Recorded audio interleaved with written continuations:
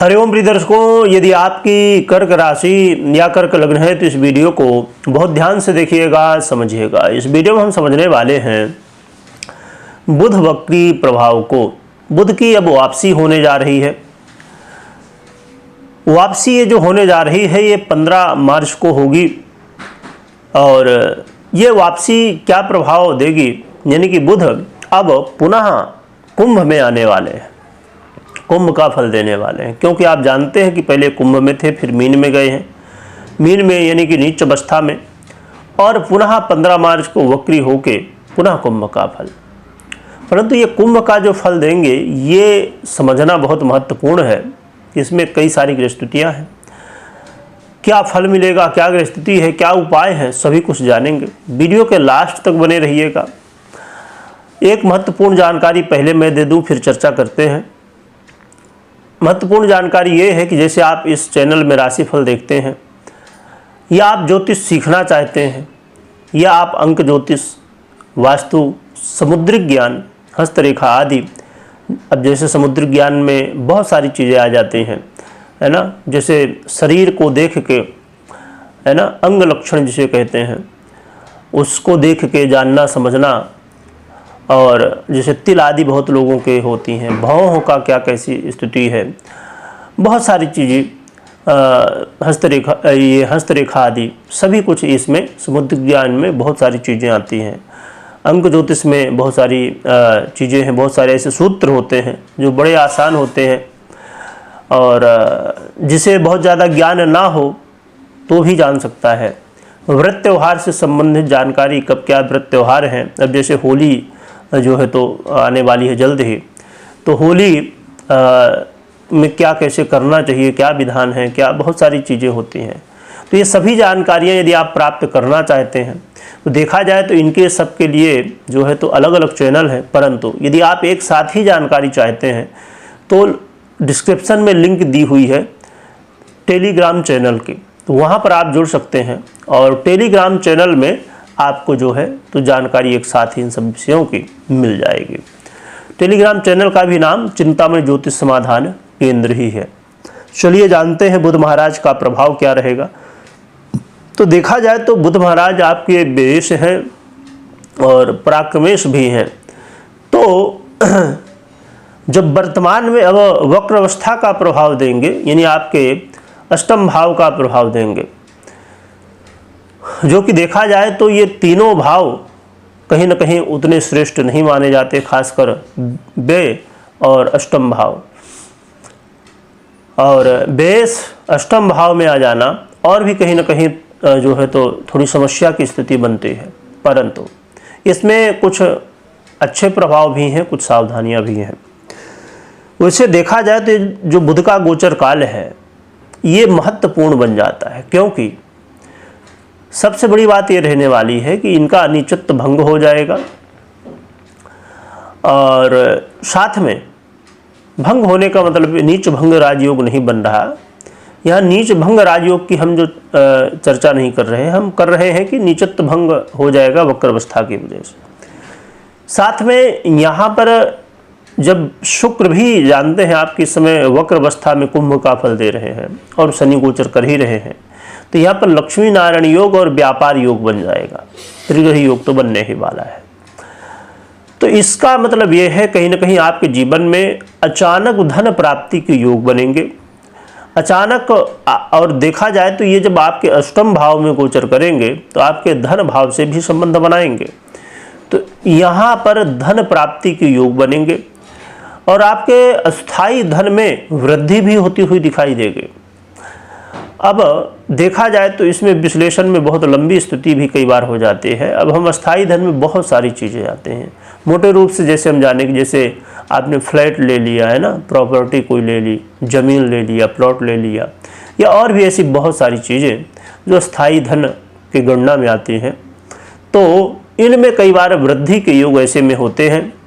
अब रही बात कि कैसे वृद्धि हो जाएगी। अब जैसे मान लीजिए कोई कहीं आपकी प्रॉपर्टी है, फ्लैट वगैरह है या दुकान वगैरह है, आपने ख़रीदा है, आप खुद चलाते हैं या भाड़े से आपने दिया है, तो वहाँ पर कोई ऐसी जो है तो स्थिति बन रही, यानी कोई निर्माण हो रहा, जैसे कहा जाए कि कोई वहाँ से ऐसी रोड जा रही है या कोई आसपास फैक्ट्री बन रही है, और भी बहुत सारे ऐसे निर्माण बड़े बड़े शहरों में जो है, तो आप देखेंगे कोई लैंडमार्क वहाँ पर बन रहा है, तो उससे जो है तो उस भूमि की या प्रॉपर्टी जो भी जिस तरह भी की है, तो उसकी जो है तो वैल्यू बढ़ जाती है। तो ऐसी स्थिति में धन वृद्धि के योग इसी तरह कई बार बन जाते हैं। तो धन वृद्धि के योग और अस्थाई धन में वृद्धि के योग बनने जा रहे हैं। और साथ में यहाँ पर घर परिवार में जो आ रही थी समस्याएं, उनमें अब कमी देखने को मिलेगी और बड़े बुद्धिमत्ता के साथ उसे आप हैंडल भी कर सकेंगे। और साथ में यहाँ पर जो है तो उन लोगों के लिए एक अच्छा मौका कहा जाएगा जो लोग लॉटरी, जुआ, सट्टा इत्यादि से संबंध रखते हैं या इनसे धन अर्जित करते हैं। ऐसे लोगों के लिए ये समय लाभदायक सिद्ध हो सकता है। परंतु यहाँ पर ये ध्यान रखना होगा कि ये जो स्थिति है ये बहुत मजबूत नहीं है, क्योंकि एक तो आप जानते हैं नीच अवस्था में होके और फिर ये स्थिति बनी है, बेस भी है और साथ में अष्टम में गोचर भी कर रहे हैं, तृतीयेश भी है, और ये 16 मार्च से अस्त भी हो जाएंगे। तो ये भी कहीं न कहीं प्रभाव में कमी देखने को मिलेगी। इसके अलावा देखा जाए तो बेस है, तो कहीं न कहीं इस समय थोड़ी सी व्यय की स्थिति भी बनेगी, अचानक व्यय भी हो सकता है। तो आपको अपने फाइनेंस को बहुत अच्छे से मैनेज करना होगा। परंतु यदि आप विदेश से जुड़े हुए हैं या विदेश में रहते हैं या विदेश यात्रा करना चाहते हैं, किसी भी तरह विदेश से संबंध है, तो ये बड़ा अच्छा है। विदेश में यदि आप व्यय के लिए चाह रहे थे कि व्यय किया जाए, तो ये बहुत अच्छा मौका है। क्योंकि देखिए, अब ये भी डिपेंड करता है कि आप व्यय कहाँ कर रहे हैं। वो तो बहुत सारी चीज़ें इसमें हो जाएंगी, यदि हम इसकी चर्चा करें तो बड़ी लंबी हो जाएगी। परंतु व्यय यदि आप सही जगह कर जाते हैं तो ये आपके लिए बहुत अच्छा मौका रहने वाला है। साथ में देखा जाए तो यहाँ पर उन लोगों के लिए भी एक अच्छा, बहुत श्रेष्ठ तो नहीं परंतु ठीक कहा जाएगा कि अवसर है, जो लोग खेल कूद से जुड़े हुए हैं या किसी भी तरह की रोचक एक्टिविटी से आप जुड़े हुए हैं। एक्टिविटी तो हर एक स्थिति में कहा जाएगा, परंतु रोचक या शिल्प कला हो गया, जैसे खेल कूद क्षेत्र हो गया, और भी ऐसे बहुत सारे क्षेत्र जो बुध के आधिपत्य में आते हैं। या अब जैसे खिलौने का व्यापार ही है आपका, तो ऐसी स्थिति में इसका बेनिफिट मिल जाना, और भी बहुत सारी चीज़ें, जितना डीप में आप जाएंगे बुध के आधिपत्य में उतना ही ये सब मिलेगा। तो कहा जाए कि और भी बहुत सारे जो बुध से क्षेत्र है, अब जैसे बुध के आधिपत्य में ट्यूशन वगैरह भी आ जाता है, कोचिंग सेंटर वगैरह जो होते हैं वो भी बुध के आधिपत्य में, गुरु का भी प्रभाव होता है, बुध का भी प्रभाव होता है। और किसी को सलाह देने का काम बहुत सारे लोग करते हैं। और आज के समय में देखा जाए तो अन्य बड़े बड़े शहरों में, अभी तो गांव में भी ये चीज़ें धीरे धीरे अब बढ़ रही हैं कि जो लोग घर बनाते हैं तो उसमें डिजाइनर की आवश्यकता होती है, और हर एक चीज़ों में डिजाइनर जो है तो आजकल और भी ज़्यादा प्रचलन है। तो यदि आप डिजाइनर का काम करते हैं या इनसे संबंधित काम करते हैं, तो ऐसी स्थिति में आपको लाभ मिलने की संभावनाएं बढ़ेंगी। तो देखा जाए तो ये बुध का गोचर काल लाभ भी दे रहा है, और कुछ जो है तो सावधानियां भी हैं। एक सावधानी ये भी रखनी होगी कहीं ना कहीं, क्योंकि जब यहाँ पर बुध महाराज गोचर करेंगे तो यहाँ केतु का भी प्रभाव इनके जो है तो थोड़ा देखने को मिलेगा। तो केतु का प्रभाव यानी कि आपके तृतीय भाव में केतु महाराज गोचर कर रहे हैं, तो इसका प्रभाव भी देखने को मिलेगा। तो इसलिए देखा जाए तो आपको जल्दबाजी बिल्कुल भी नहीं करना है। इस समय जोश तो अच्छी बात है हमेशा ही, परंतु इस समय कई बार जोश में आप गलतियां भी करेंगे, तो इस चीज़ का ध्यान रखिएगा। और जैसे मैंने पहले बताया कि व्यय की स्थितियाँ भी बनेंगी, तो व्यय कहाँ हो इस चीज़ का ध्यान रखिएगा। और थोड़ा सा एक और भी सावधानी आपको बरतनी चाहिए यात्रा के समय, है ना। कोई भी लंबी यात्रा कर रहे हैं या छोटी यात्रा कर रहे हैं, तो यात्रा समय सावधानी बरतनी चाहिए। तो बुध का ये गोचर काल कहा जाए तो अच्छा ही है, बस थोड़ी बहुत ये सावधानियां हैं जिन्हें आपको ध्यान में रखना है। और इस बात में भी हमें थोड़ा सा नज़र करनी चाहिए कि अब सोचिए कि जहाँ पर अभी हम चर्चा कर रहे थे, इसकी वीडियो तो नहीं बन पाई है कर्क की, इसके ग्रहण के लिए। तो अब सोचिए ग्रहण में बहुत अच्छी स्थिति नहीं है कर्क की, और सूर्य राशि परिवर्तन में भी देखा जाए तो ठीक है, पर उतनी ज़्यादा श्रेष्ठ नहीं, क्योंकि सूर्य स्वयं पीड़ित अवस्था में है। तो अब यहाँ पर एक मौका है कि बुध बड़ा अच्छा फल दे रहे हैं अन्य ग्रहों के अनुसार।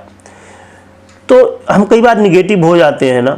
अब ये चीज़ें मैं थोड़ा समय ले रहा हूँ, परंतु ये चीज़ें समझना ज़रूरी है, क्योंकि बहुत लोग बहुत ज़्यादा निगेटिव हो जाते हैं। कि अब सोचिए कोई एक ग्रह के बारे में हम सुनते हैं और सोचते हैं कि भाई वो बुरा प्रभाव दे रहा है, हमारे राशि में खराब है, हमारा भाग्य ही खराब है, लोग तो रोने लगते हैं। यही निगेटिविटी हमको कहीं ना कहीं और भी ज़्यादा प्रभावित करती है। हमेशा पॉजिटिव रहिए। कोई ग्रह बुरा फल दे रहा है तो कोई ग्रह अच्छा भी फल दे रहा है। 9 ग्रह हैं, एक ग्रह नहीं है। इसके अलावा मैं हमेशा कहा करता हूँ, फिर से कहूँगा कि कोई भी निर्णय यदि आप ले रहे हैं तो मात्र गोचर के आधार पे नहीं, ये जो प्रभाव आपने सुना है गोचर के आधार पे है। आपको अपनी पर्सनल जन्म कुंडली का विश्लेषण अवश्य करना चाहिए या तो करवाना चाहिए। और रही बात कि यदि हमें कुंडली ही विश्लेषण करवानी है तो फिर इसे क्यों देखना है वीडियो को, क्योंकि ये गोचर का वीडियो है और गोचर 50% प्रभाव आपको देता है।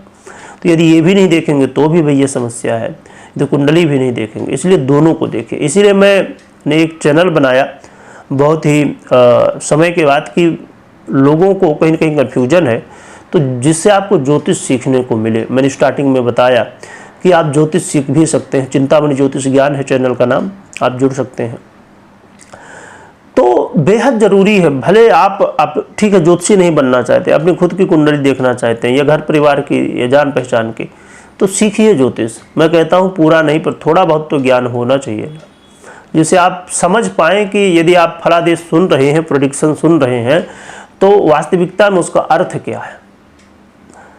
तो ये चीज़ें हैं। रही बात उपाय की, तो उपाय के लिए आप भगवान शिव की आराधना करिए, साथ में भगवान शिव के परिवार की भी आराधना करिए, इससे आपका कल्याण होगा। कमेंट में ओम नमः शिवाय लिखिएगा, लिखने के साथ स्मरण करिएगा। वीडियो देखने के लिए बहुत बहुत धन्यवाद।